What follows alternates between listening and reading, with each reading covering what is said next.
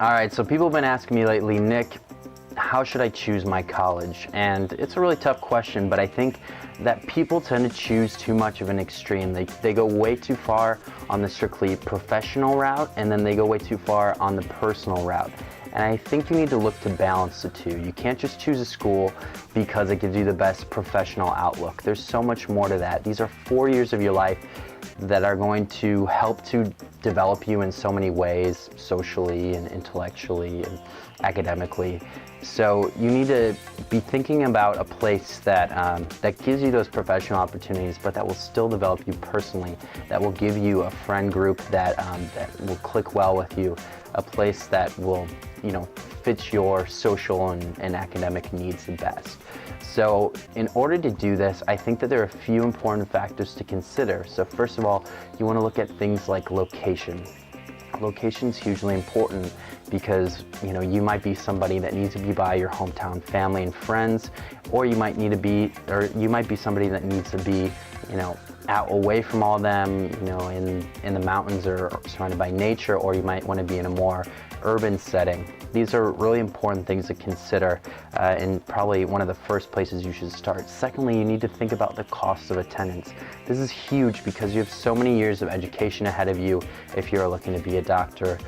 So, you know, the more that you can keep your costs down at the beginning, the better.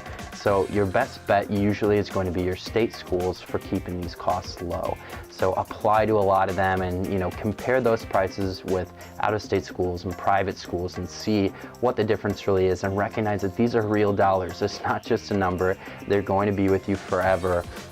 So try to keep them as low as possible to really set yourself ahead for when you're going into medical school, and then, you know, trying to pay off those loans later on down the road. The next thing to consider would be special programs. Be looking at things like whether or not they have research positions or grants or internships, things like that, that will really give you a strong foundation academically and will help you to stand out from the rest of the pre-meds that are out there in the United States. So just, you know, be looking into those special programs, be seeing if there's, you know, great opportunities to study abroad or to do projects in other places and get it paid for by the university. All these things will have a huge impact on the quality of your education while you're there. Another really important thing to consider is just the vibe when you're there. So I really suggest that students go on personal visits to really get to know these places before they make any strong commitments. So go get a tour, you know, look at what the students are like, see what they're doing for fun. Just get a feel for whether or not they're happy or stressed or, you know, depressed. Get a feeling for each of those things, because most likely it'll be a good sample for what your experience would be like at that place. So those are some of the main things to consider when you're thinking about what school you want to choose for yourself. But nevertheless, just try to balance your professional needs with your personal needs. And by doing that, you'll be able to land on a place that will really be a good match for you. So if you want more information like this, check out www.goodlifeguildmd, where there's tons of information, a free pre-med blog, and a lot of things that are there just to help you. So we'll see you there. Hey, I hope you found this video helpful.